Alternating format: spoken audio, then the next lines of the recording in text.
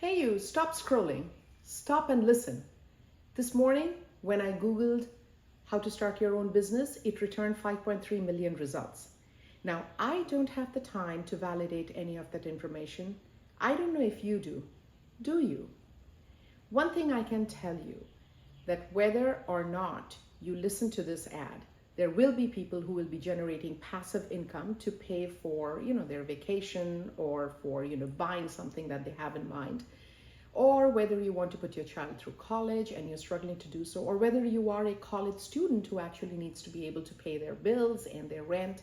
Whatever your situation is, you need to listen to me. You need to click on this button right now and have that conversation, that important conversation that's going to change your life. It is indeed a life-changing conversation.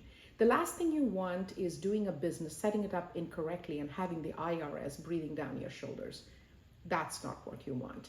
So listen very carefully, click on this link right now, and just as I have helped a lot of people in the US as well as in India, so if you are from India, I can also help you.